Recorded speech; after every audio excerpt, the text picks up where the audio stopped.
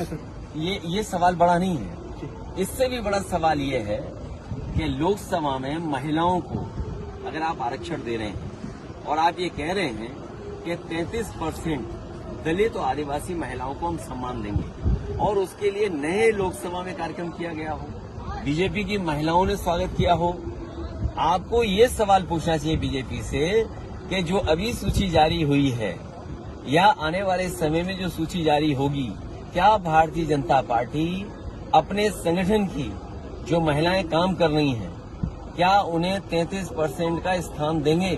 33% का स्थान अगर नहीं दे रहे हैं तो जो बिल लोकसभा में आप लेकर के आए हैं नई लोकसभा में, वो माताओं बहनों के साथ बहुत बड़ा धोखा है, क्योंकि ये बिल लागू नहीं होने वाला है। कम से कम बीजेपी अपने आचरण से, अपने जो टिकट वितरण हो रहा है उस प्रणाली से कम 33% महिलाओं को देकर के तो दिखाए। उज्जैन महंगाई में 1,000 रुपए दे देना, 3,000 रुपए तक कर देना। जब आप $1 ट्रिलियन इकोनॉमी की बात करते हैं, $5 ट्रिलियन की इकोनॉमी की बात करते हैं, और जब एक ही पार्टी दिल्ली में हो और प्रदेश में हो, तो महिलाओं को कम से कम 6,000 रुपए महीने मिलना चाहिए, तभी वो अपना घर गुजारा कर पाएंगी।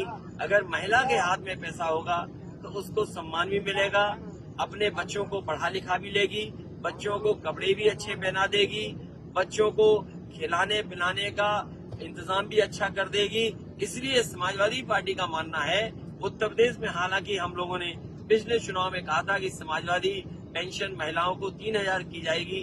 हमें खुशी इस बात की कि देश में सबसे पहले अगर पेंशन देने की योजना, और खासकर गरीब महिलाओं को, आदिवासी और पिछड़ी दलित महिलाओं को किसी ने शुरू किया था तो समाजवादी लोगों ने किया था, और वही उदाहरण दूसरे प्रदेशों में बनाए। समाजवादी पार्टी का मानना है कि जब तक 6,000 रुपए आप नहीं दोगे तब तक हमारी माँ अपने बेटों को, बच्चों को देखभाल पढ़ाई नहीं करा पाएगी, न घर का इंतजाम कर पाएगी।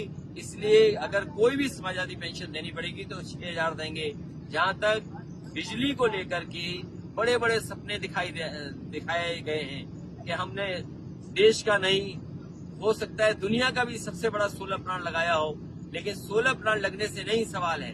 सवाल ये, क्या उस बिजली के बनने से गरीब को क्या लाभ हुआ है? मुझे याद है कि देश के राष्ट्रपति रहे कलाम साहब, उन्होंने कन्नौज में मेरे साथ उन्होंने सुझाव दिया था कि पूरे गांव को सोलर से, आप सोलर बिजली से पूरा कर दीजिए।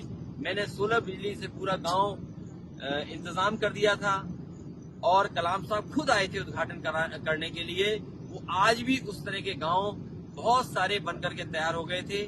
जब से बीजेपी की सरकार आई है वो भी काम रुक गया है। अगर सोलर की कहीं सबसे ज्यादा क्षमता है और कहीं सबसे ज्यादा लाभ पहुंचाया जा सकता है तो हमारे गरीब, अगर यूपी में 1 ग्राम सभा में कम पैसे में चक्की के लिए, ट्यूबवेल के लिए, उनके घर की बिजली के लिए इंतजाम हो सकता है, तो मध्य प्रदेश में क्यों नहीं इस तरह की विशेष योजना भी लागू करने का काम करेंगे।